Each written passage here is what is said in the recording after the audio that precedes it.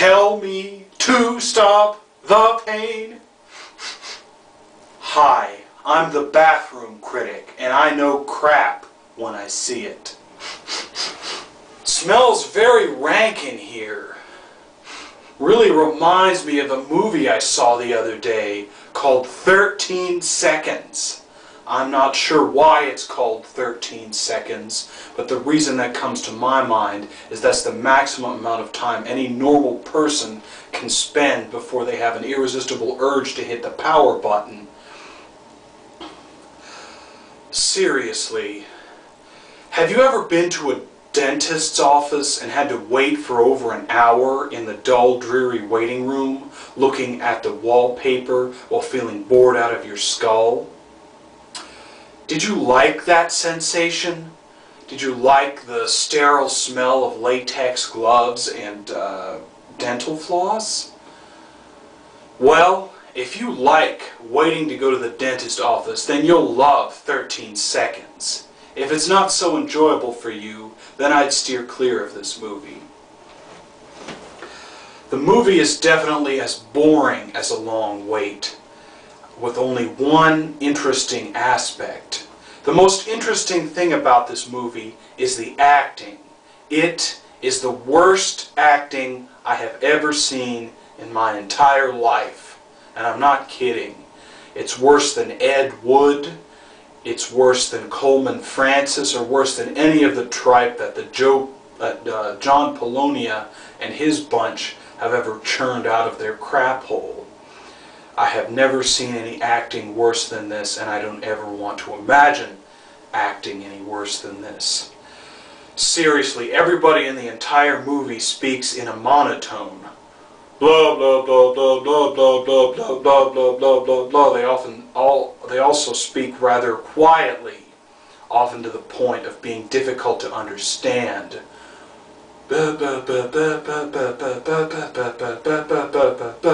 You have to turn the volume up really high and listen to it several times to know what they're saying.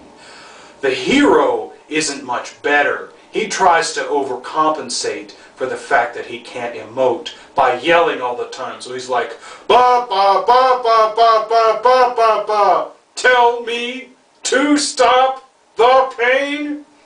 But absolutely the worst of all are the two girls in this movie. They are absolutely horrendous. Everything they say is in a completely monotonous, whimpering voice. They don't even bother to stress one syllable over another.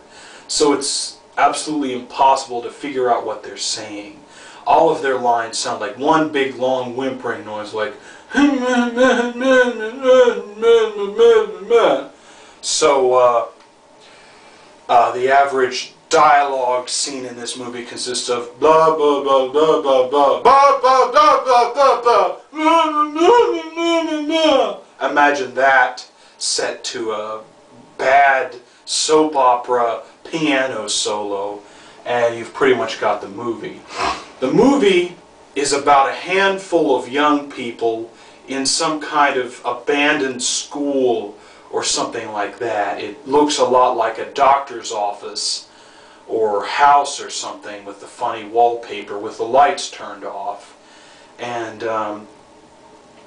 the bad acting and the soundtrack all conspire to make you think this is the worst that daytime television has to offer.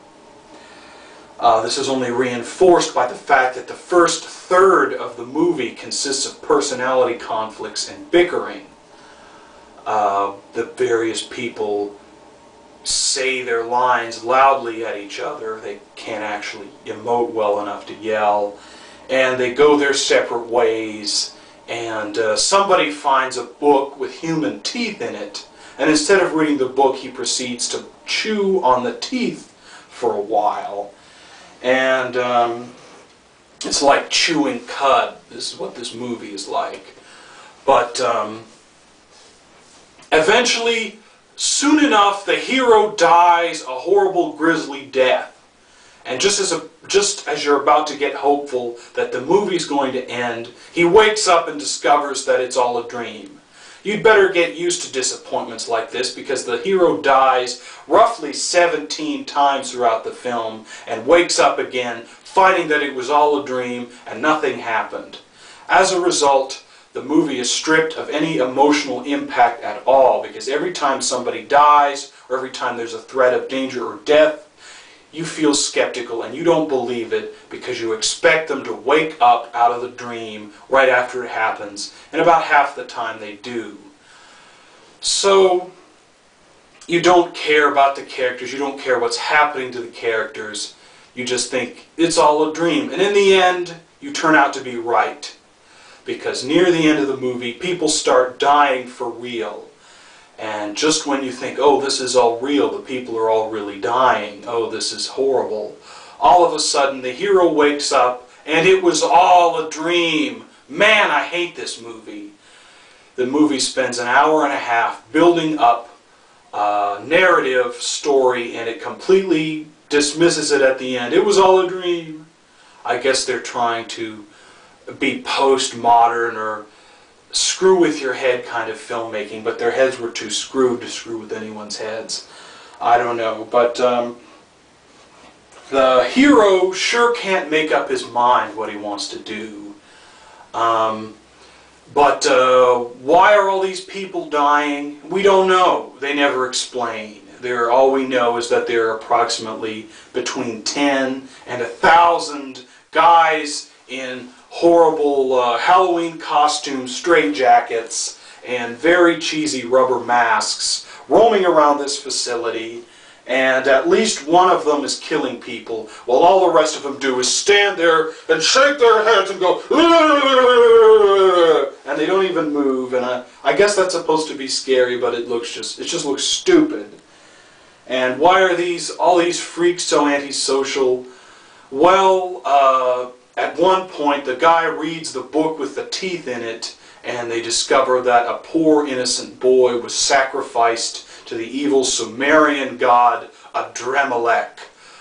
And why everybody picks on the Sumerians, I don't know. But and his ghost haunts the basement where his body was burned.